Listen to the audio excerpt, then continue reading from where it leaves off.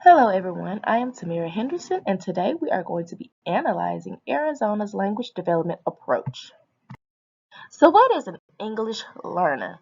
Well, in Arizona, an English learner is described as a student whose primary language is not English and who does not meet the criteria for fluent English proficiency based on test scores and additional factors.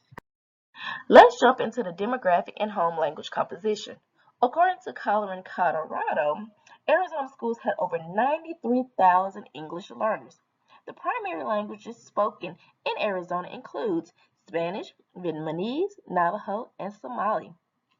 English learners are present across all grade levels, with the highest concentration in the early grades. As shown on the right side, we have kindergarten with 16% and then going down to 12th grade with 1%. Spanish is the predominant home language for approximately 73% of English learners and English learner students in Arizona. Let's move on to Structured English Immersion, or SEI. It is an instructional program designed to teach English to students.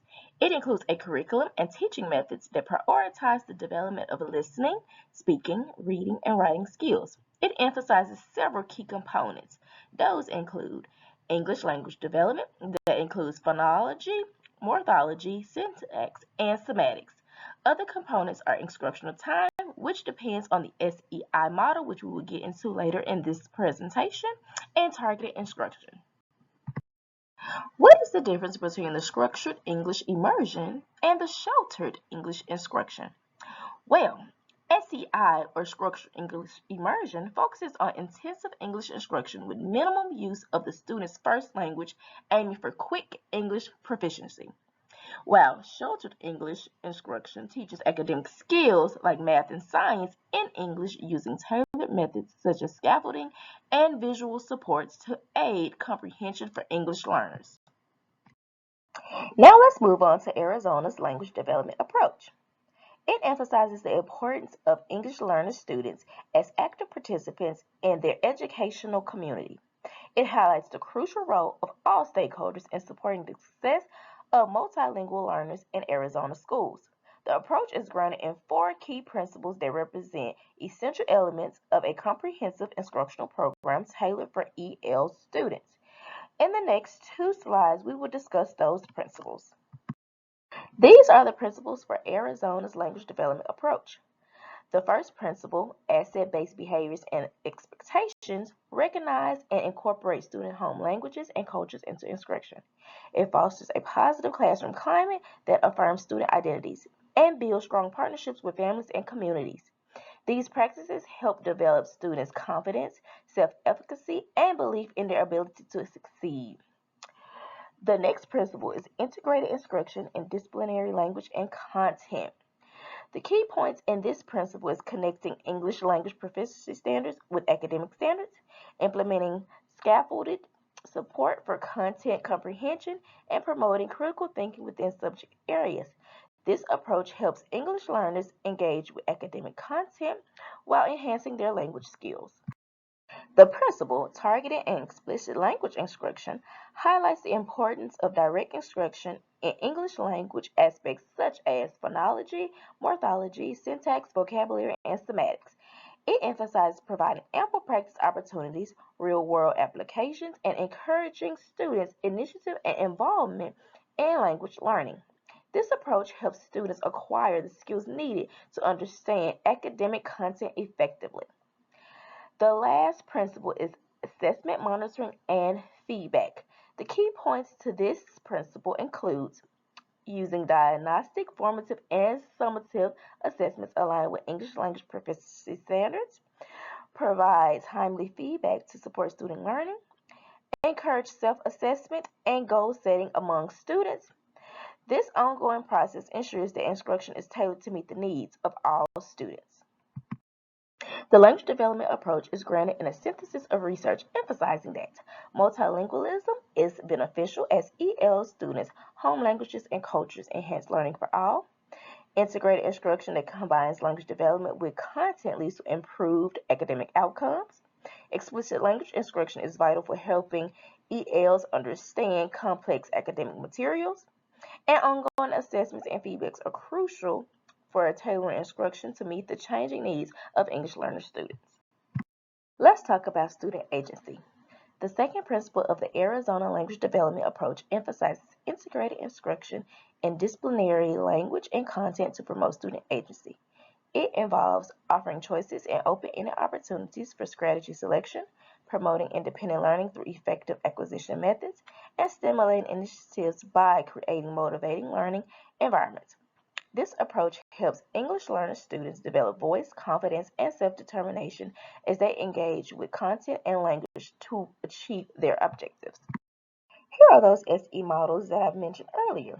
The first one is the newcomer model, which is designed for newly arrived English learners with limited English proficiency, emphasizing both targeted and integrated instruction.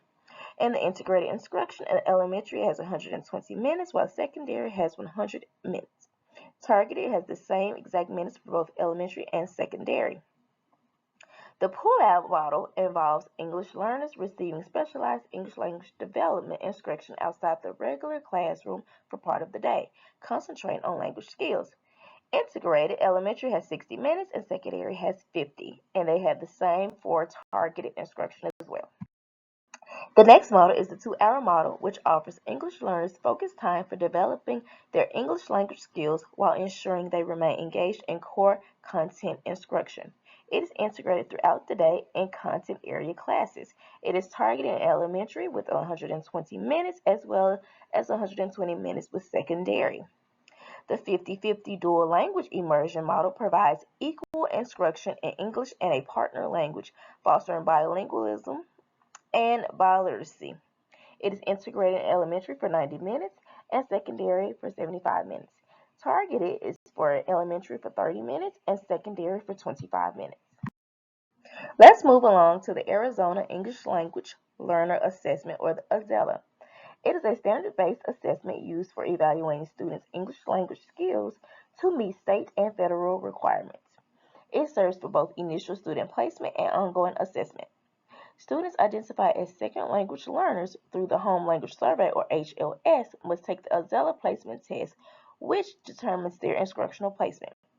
Those enrolled in an English language learner program take the spring AZELA reassessment annually until they reach proficiency.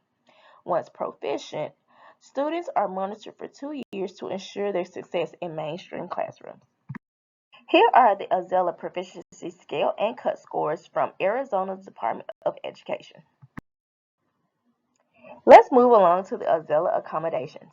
These accommodations adhere to the Universal Test Administration's conditions, ensuring a comfortable and distraction-free environment for students during testing.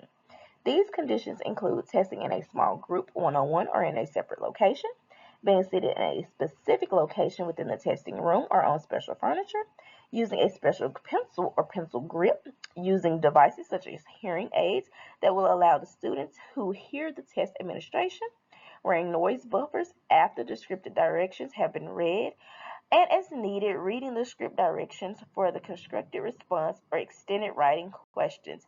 These are some of the many accommodations. Now let's jump into the parent and guardian rights. So in Arizona, parents and guardians of English learners have specific rights that include being informed about their child's EL status and educational options, the ability to decline EL services, excluding AZELA assessments, requesting alternative programs or bilingual waivers, actively participating in language development decisions, and receiving communication in a language they understand. These rights are supported by federal and state laws to ensure family engagement in educational decisions. I reached the end of this presentation, and here are my references. Thank you guys for listening.